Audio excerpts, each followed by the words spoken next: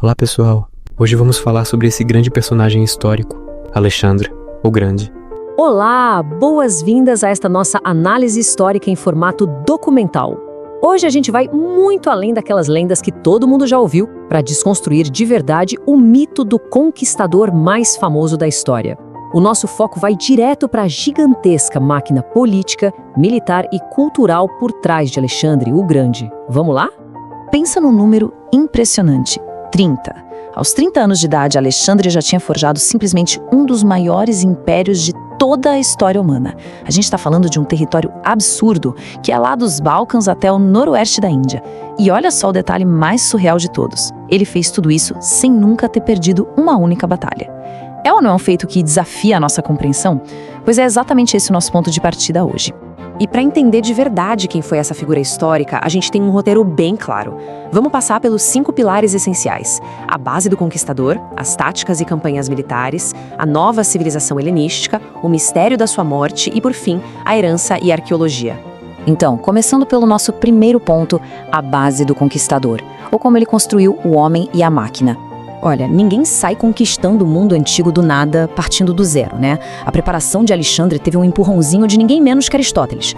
Mas o filósofo não entregou um mapa de guerra pronto para ele. Na verdade, Aristóteles deu a Alexandre um repertório intelectual gigantesco. Ele ensinou sobre medicina, retórica, ética e até geografia. E foi exatamente isso que transformou um simples comandante militar em um líder com uma visão civilizatória incrível. A ideia não era só conquistar terras, sabe? Era entender a fundo a natureza humana e buscar uma verdadeira unificação cultural a longo prazo. E aqui a gente entra num debate historiográfico que é simplesmente fascinante. De um lado, a gente tem o pai dele, Filipe II. Foi o Filipe que, na prática, construiu a máquina militar definitiva. Ele criou o exército profissional permanente, inventou aquela famosa falange armada com sarissas, enfim, ele montou o palco. Do outro lado, olhando de forma bem imparcial, a gente tem que reconhecer a inovação pura de Alexandre. Ele foi o gênio tático no campo de batalha, que pegou essa máquina, introduziu o uso sem precedentes da cavalaria dos companheiros como força decisiva e executou tudo isso numa escala global. Um construiu a máquina, o outro adaptou para conquistar o mundo. E isso nos leva direto ao nosso segundo ponto: táticas e campanhas militares. O caminho da conquista implacável. Agora, quando a gente olha para a linha do tempo, o ritmo dessas vitórias é francamente assombrador. Tudo começa lá em 334 a.C., na Batalha do Grânico. A partir daí, é uma marcha implacável, passando por momentos cruciais como Gaugamela, onde ele esmagou o exército de Dário III, até empurrar a máquina macedônia para os limites do mundo conhecido, chegando lá na Índia para enfrentar o rei Poro nas margens do rio Hidáspes. É uma campanha que literalmente não parava para respirar. Só que no meio desse avanço todo, o número 7 se destaca por esconder uma das histórias mais tensas e extremas dessa campanha. Foram 7 meses exaustivos. Esse foi exatamente o tempo que durou o cerco à cidade-ilha de Tiro. Como a fortaleza simplesmente não se rendia, Alexandre tomou uma decisão absurda e brilhante. Ele pegou os destroços da parte continental da cidade, que já estava destruída, e construiu uma ponte de terra gigantesca direto pelo mar, só para conseguir encostar seus equipamentos de cerco nas muralhas da ilha. E quando a gente olha para os números finais desse cerco, a frieza dos dados é bem reveladora. Analisando isso de forma neutra, fica muito clara a eficiência aterrorizante da máquina de guerra macedônia quando enfrentava uma resistência forte. Foram cerca de 400 guerreiros macedônios mortos, em total contraste com 8.000 baixas do lado dos tírios, além de 30.000 civis que acabaram escravizados. Era uma eficiência brutal, absoluta e completamente implacável. Avançando para o terceiro pilar, a nova civilização helenística. É aqui que vemos a transformação definitiva do mundo antigo. Porque, no fim das contas, o legado mais duradouro de Alexandre não foi de sangue, mas sim de cultura. E o instrumento prático que unificou esse império gigantesco e tão diferente entre si foi a língua. O idioma oficial virou koiné, que era um dialeto grego comum. Para se ter uma noção do impacto monumental dessa mudança, foi exatamente essa língua internacional de comércio e comunicação que, séculos depois, serviu de base para escrever o Novo Testamento e espalhar o cristianismo primitivo pelo mundo todo. A escala dessa difusão cultural é um negócio de cair o queixo. Para colocar isso em perspectiva, dá uma olhada na diáspora judaica. populações inteiras se viram profundamente integradas a esse novo mundo de fala grega. A gente está falando de mais de 1 milhão de judeus morando em regiões como Egito, Síria, Anatólia e Babilônia. É uma assimilação tão profunda que acabou gerando coisas como a Septuaginta, que é a tradução grega das escrituras hebraicas feita lá em Alexandria. Mas toda grande história tem um fim. E o nosso quarto ponto é justamente o mistério da morte, o colapso repentino na Babilônia.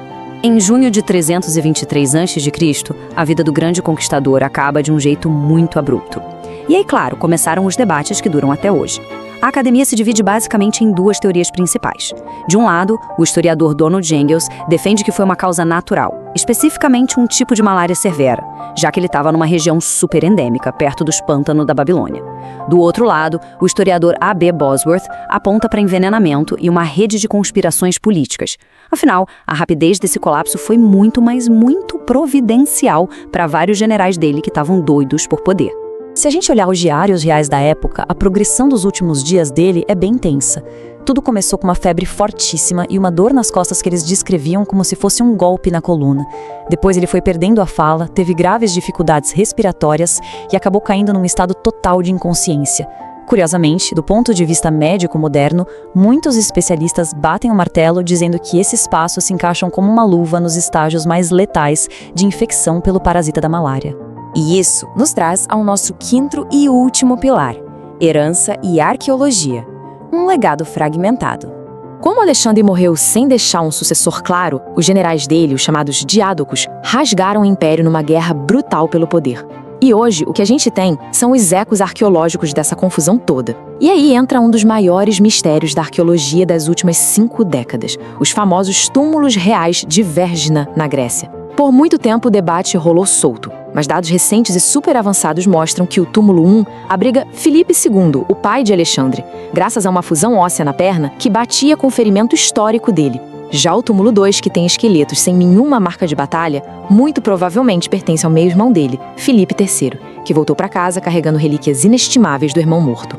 E de todos os achados dentro desse túmulo 2, o mais espetacular é, sem dúvida, a túnica real.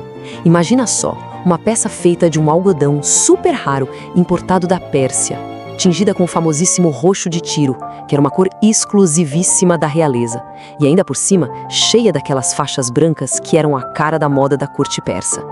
O consenso que está se formando é que essa era, muito provavelmente, a túnica pessoal de Alexandre, trazida de volta à Macedônia pelo seu meio-irmão.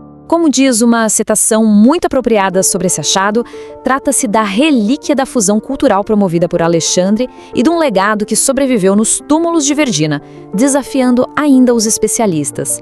E é exatamente isso.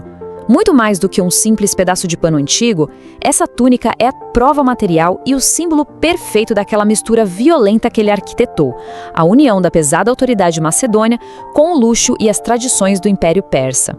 E assim, chega-se ao fim dessa análise com o fenômeno que reverbera até hoje. A união de ensinamentos filosóficos refinados, uma máquina militar letal herdada do pai, uma execução tática impecável e a adoção de um idioma universal reescreveram a história do Ocidente. Fica, portanto, o grande questionamento final. Como foi possível que um único homem, falecido aos 32 anos sem deixar um sucessor claro, conseguisse reprogramar de forma tão absoluta o DNA cultural de todo o mundo antigo? É um legado que, sem dúvida, convida a muitas outras reflexões.